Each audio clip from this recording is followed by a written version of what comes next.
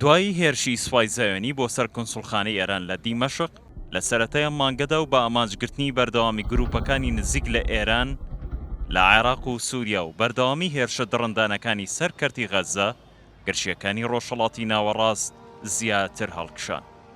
دوجار ئێران بۆ یەکەم جار لە خاکی خۆیەوە هێرشی موشەکی و درۆنی بۆ سەرقەواری زەوێنی ئەنجامدا کە بە وتەی سوپاسالارەکەی تەنها هێرشێکی ئاگادارکردنەوە بووە نەک ڕاگەاندنی چەنگ.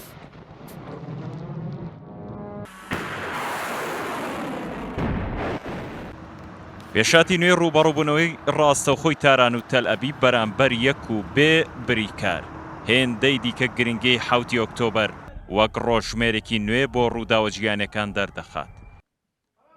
ئەم دوو هێزە ناکۆکە لەمە دووە لە پشتی پەردە و لە ژێر زارەوە گورز لە یەک ناوەشێنن، بەڵکو بە ئاگاداری یەکدی و بە بەرچاوی جیهانەوە موشەکی دوورهاوێژ و درۆنی کۆنتڕۆڵ کراو بە یەکەوە دەنێن. هێرشەکانی ئێران بۆ سەر قەوارەی زەوێنی دەرخەری قۆناغێکی نوێی ململانێ جیهانیەکانە. ئەو قۆناغەی لە دوای 7 ئۆکتۆبەر و ئۆپراسیۆنی گەردەلوولی ئەقسای بزوتنەوەی حەماسەوە دەستی پێکرد و شێرە بەفرینەی قەوارەی زەوێنی لە بەرچاوی جیهان تواندەوە. 7 ئۆکتۆبەر و هێرشەکانی حەماس و نیشاندانی هێز و باز و بە یەکدی بەم جۆرەی ئێستا لەلایەن زلهێزانەوە پێشهاتێکی کەم وێنەیە بۆ قەوارەی زەوێنی کە خاڵی ناکۆک و هۆکاری ئاژاوەکانی ڕۆژهەڵاتی ناوەڕاستە و پۆلیسی ڕۆژئاوایە لە ناوچەکەدا. هاوکار لاوازبوونی پشتیوانیە نێودوڵەتیەکان بۆ زەوێنیەکانیش دەردەخات.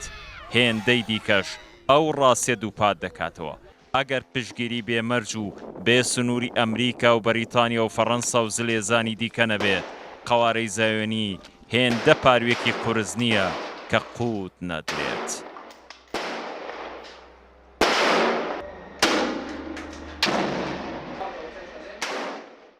ئەوەی دوودڵی بۆ چاودێرانی ویژدان زیندوو دروست کردو ئەوەیە هێرشەکانی ئێران سەرنجەکان لەسەر دوژمنکاری و کۆمەڵکوژیەکانی سەر کەرتی غەزە لابدات و جارێکی دیکا و سۆزی بۆ قەوارەی خوێن ڕێژی زەوێنی بگەڕێنێتەوە لە ناو خۆشدا ڕیزە پەرتبووەکانی ئەو قەوارەیە ڕێک بخاتەوە.